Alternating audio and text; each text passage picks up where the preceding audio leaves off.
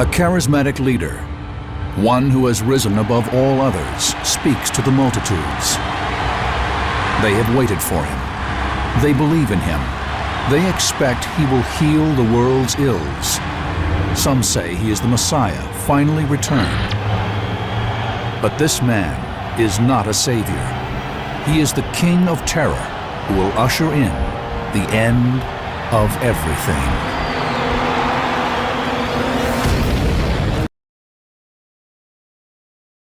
President Trump recently said that your dealings with China were so egregious that in times gone by, the punishment would have been death.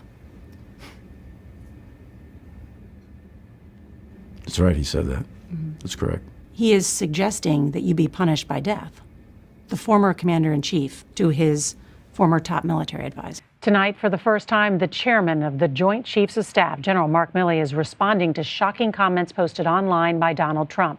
The former president suggested last Friday that the nation's highest-ranking military officer deserves to be executed for communications the general had with China during the final months of the Trump administration. President Trump recently said that your dealings with China were so egregious that in times gone by, the punishment would have been death. That's right, he said that. That's correct. He is suggesting that you be punished by death. The former commander-in-chief to his former top military advisor. Look, I'm a soldier. I've been faithful and loyal to the Constitution of the United States for 44 and a half years. And my family and I have sacrificed greatly for this country, my mother and father before them. And, you know, as much as these comments are directed at me, it's also directed at the institution of the military. And there's 2.1 million of us in uniform. And the American people can take it to the bank that all of us, every single one of us, from private to general, we're loyal to that Constitution and we'll never turn our back on it no matter what the threats, no matter what the humiliation, no matter what. If we're willing to die for that document, if we're willing to deploy to combat, if we're willing to lose an arm, a leg, an eye, to protect and support and defend that document and protect the American people, then we're willing to live for it too. So I'm not going to comment directly on those things, but I can tell you that this military, this soldier, me, will never turn our back on that Constitution. But for the record, was there anything inappropriate or treasonous about the calls you made to China? Absolutely not. Zero. None. It almost seems odd to ask this question because the former commander-in-chief seems to be calling for your execution. Are you worried about your safety? I've got adequate safety precautions. I wish those comments had not been made, but they were, and we'll take appropriate measures to ensure my safety and the safety of my family. We'll have more of an upcoming 60 Minutes episode on why General Milley thought those calls to China were not only proper, but necessary to avert a war. Man arrested last week with weapons in the neighborhood of former President Barack Obama here in Washington, D.C. Federal prosecutors say the suspect began live streaming in that area shortly after he reshared a social media post from the former President Donald Trump, in which Trump posted what he claimed was Obama's address. CNN's Caitlin Polans joins me now. Caitlin, new details on a story that we brought you last week. The same day, a Washington man was arrested with weapons near the Obama home. Former President Donald Trump posted on social media what he claimed was the Obama home address. The suspect, 37-year-old Taylor Toronto, was already wanted for a number of charges, including involvement in the January 6th insurrection. That man is behind bars right now. That kind of what's called stochastic terrorism, the idea of people demonizing their enemies and not specifically calling for violence against their enemies, but demonizing them in such a way, you know, who will rid me of this meddlesome priest? Right. And then people come and threaten them. That was frowned upon, that was discouraged in politics. Do you trace it back to Donald Trump?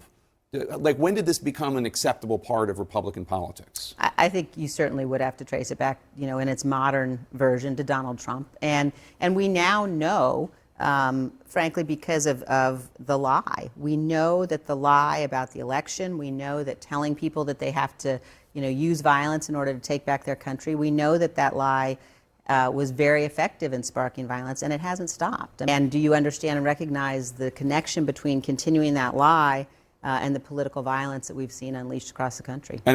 And so I think that it's really important that people recognize the efforts that he's putting in to try to tear down every institution of our democracy. And as a nation, we all ought to be very grateful for that. And we ought to reject the kind of attacks that we're seeing, obviously launched by Donald Trump, but also the kind of lies coming out of Jim Jordan and some other House Republicans, the notion that the entire judiciary system or the FBI is weaponized against us. And I would urge that people think about, as we look at the threats globally, the notion that we've got Republicans saying we're going to defund the FBI, we're going to defund the Department of Justice. Jim Jordan wants to stop a number of the programs that have kept us safe since 9/11. That is very dangerous, and people like that don't understand the threat we face. And as you know, it's not just House Republicans, it's not just Donald Trump, it's Fox. It's an entire right-wing ecosystem that is amplifying these lies. And Donald Trump is likely to be the next Republican presidential nominee. And he has a decent shot of being elected the next president. I mean, it could happen. What would a second Donald Trump term look like? Well, he cannot be the next president because if he is, all of the things that he attempted to do but was stopped from doing by responsible people around him at the Department of Justice, at the White House counsel's office, all of those things he will do. There will be no guardrails. And everyone has been warned. After January 6th, after our investigation, after all of the evidence that we laid out about all of the steps in his multi-part plan to overturn the election, there can be no question that he will unravel the institutions of our democracy. Bing, bong, bong, bing, bing, bing, bing, bing. And we'll stand up to crazy Nancy Pelosi, who ruined San Francisco. How's her husband doing, by the way? Anybody know?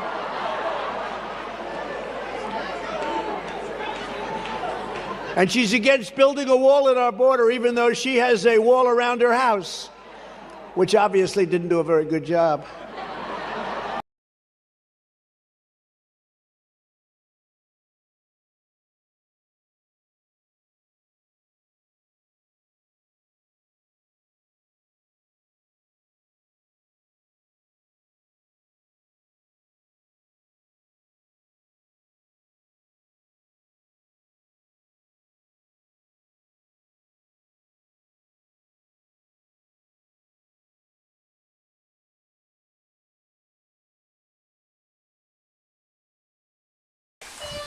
Hi.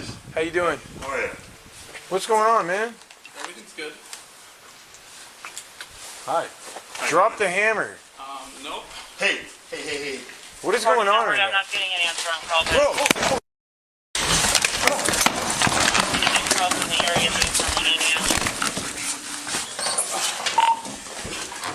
Edward 14 Everton, backup code 3. Code 3 backup at 26.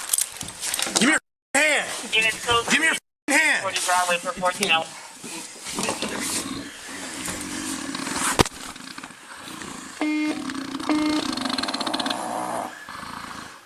There are plenty of people in Washington and around the country who are trying to game out what a potential second Trump administration would look like. And that includes a number of political figures and leaders who have crossed the former president and now fear revenge. NBC News has reporting on Trump critics who are bracing for potential retribution if Trump wins this November. Some say they're considering leaving the country if Trump is sworn in.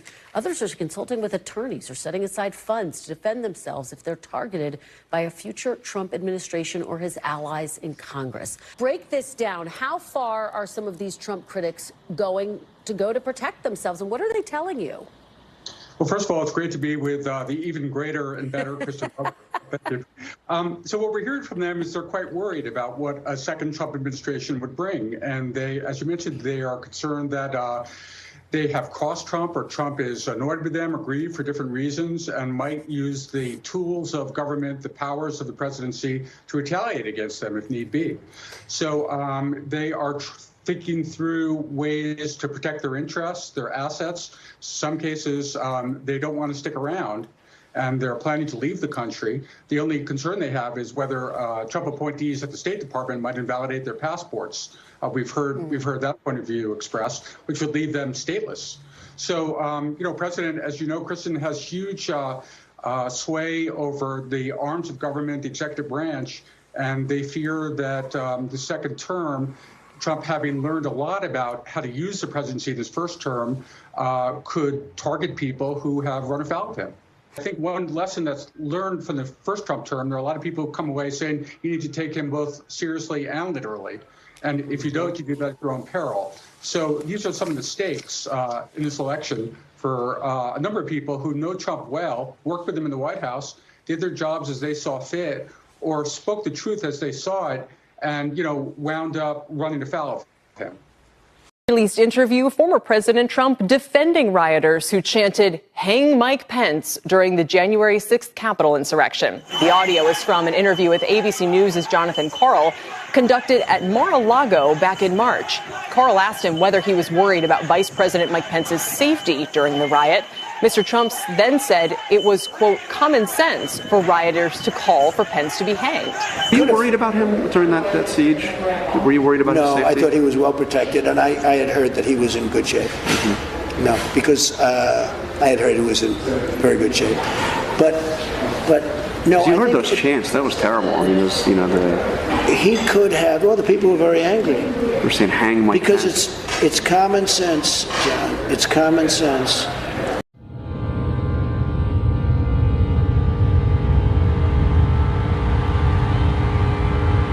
A charismatic leader, one who has risen above all others, speaks to the multitudes. They have waited for him. They believe in him. They expect he will heal the world's ills. Some say he is the Messiah, finally returned. But this man is not a savior. He is the King of Terror who will usher in the end of everything.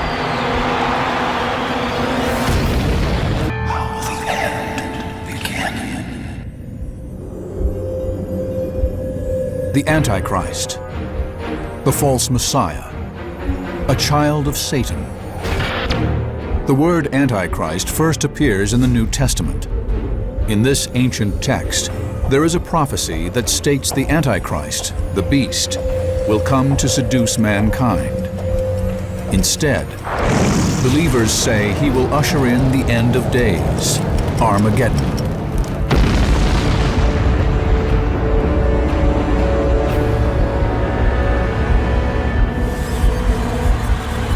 The Antichrist is a man who receives the power of Satan. The Antichrist, of course, represents the devil on earth. He is a false Messiah. That's exactly what he is. We will examine the theory that the Antichrist is already among us. Who is the Antichrist? Who predicted his arrival? If prophecies are to be believed, do they connect to more than one warning about such a figure? And are they linked to events in our own time, in a web of convergence? Not a lot of what's the implication. No, he just says whatever. I don't attach an enormous amount of impact to the particular words that come out and try and evaluate each one of them.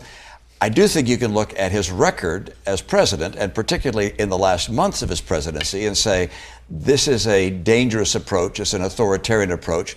That gives me far more concern than him playing to the crowd as he did. Well, given that you're saying he gives these unfiltered responses, we have actually seen him do what he says he's going to do. When he said that he believed the election was going to be rigged before people actually went to the polls, he went on to question the results, tried to overturn the results of the 2020 election. Why don't you take him exactly at his word? Oh, I think we agree that we have looked at his behavior, and his behavior suggests that this is a person who will impose his will, if he can, on the judicial system, on the legislative branch, and on the entire nation. I mean, when he called people to come to Washington, D.C. on January 6th, that was not a random date. That was the date when peaceful transfer of power was to occur. He called that on purpose. I mean, there's no question he has authoritarian rulings and interests and notions which he will try and impose. That's dangerous for the country. It was dangerous then. Life was lost. We were embarrassed around the world. I mean, this was a tragedy. And a number of the things he did in the last months of his presidency suggest what he'd do if he were elected again. I want to drill down on you on just how dangerous, as you say, you perceive former President Trump to be. Liz Cheney put this into dire terms this week. She told my colleague Savannah Guthrie, quote, "There's no question Trump would refuse to leave office if he's reelected."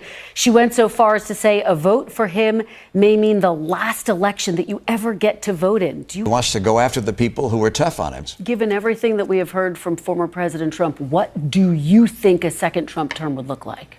Well, I think if you can look at the last few months of his presidency, you'd suggest that that's the kind of thing you might see, that he would not have the generals around him as he did last time, people of judgment and experience offering advice, and in some cases restraining his impulses. Instead, he would have people around him encouraging his impulses and perhaps adding to them. And I'm afraid you'd find the nation more divided. Look, our nation doesn't need to be divided right now. A campaign based on anger and hate may win at the ballot box temporarily, but it tears the country apart. The other day, the former president said that we are at greater threat for what is within. I think that was in some respects a self-own, because what's within, if he were to become elected president again, is a campaign of retribution and anger and hate. That's not what America is based on. America was based on the idea of in God we trust and united we stand. Divided we fall. Divided nation is not the nation America is intended to be. Now, I do also want to bring up what we're hearing more and more about, and it's that Republican lawmakers are genuinely terrified of Trump supporters. And to be clear, I mean, I think any member of Congress should be afraid of them after what we experienced, what we saw in the Capitol. I go to a statement from Jamie Gangle from CNN. Hopefully I didn't butcher that name, but he says this: "I was told that the White House is continuing to pressure Republican Congress members, that Trump has not stopped, and that members fear for their lives and for their families' lives. And what we saw on January 6th, a week later, that says a lot, that the White House is still pressuring people." And then even Representative Jason Cole shed some light on this during a recent interview. Let's take a look at what he had to say. The number of things that are happening on the Republican side. A very small handful, I think, are kind of morally bankrupt individuals who have given in to these conspiracy theories and are too far gone to be redeemed. But the majority of them are actually paralyzed with fear. You know, I had a lot of conversations with my Republican colleagues last night, and a couple of them broke down in tears talking to me and saying that they are afraid for their lives if they vote for this impeachment. My response was not to be unsympathetic, but welcome to the club. That's leadership. Our country is in a very challenging time. Many of us have felt that way for a long time.